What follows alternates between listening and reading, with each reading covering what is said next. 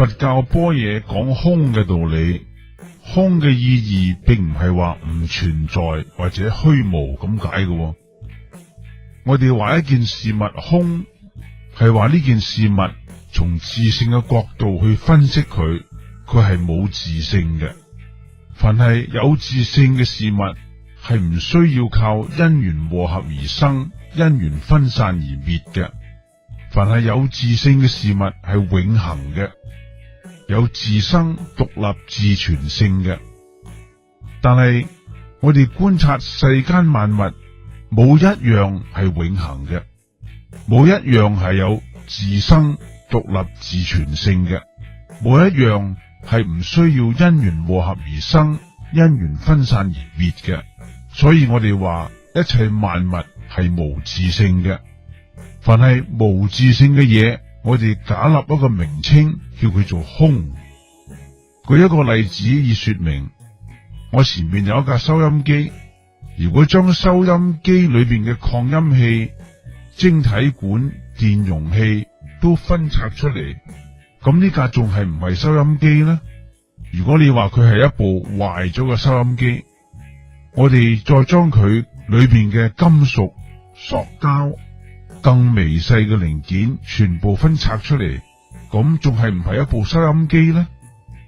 所謂收音機不過係一大堆零件組合體，不過我哋將呢堆組合體安個假名叫佢做收音機，所以從無自性嘅角度嚟講，呢部收音機係冇獨立自存自生永遠存在嘅自性，係無自性嘅，係空嘅。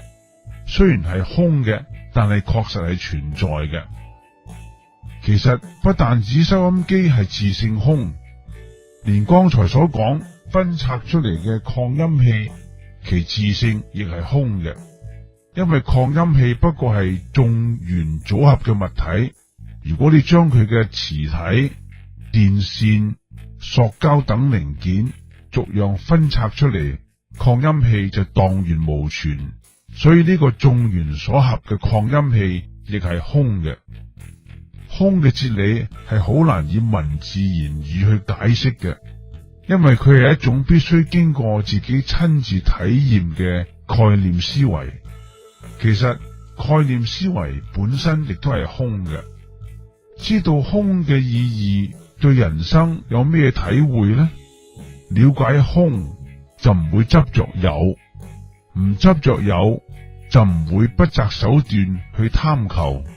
因為貪求唔到而失望而親恨，不少人睇到滄海桑田嘅變化，目睹親友嘅死別，就傷感不已。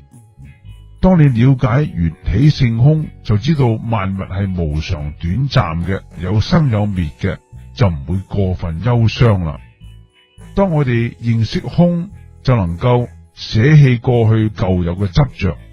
當我哋了解空，就能夠去除先入為主嘅成見，從頭開始反省人生。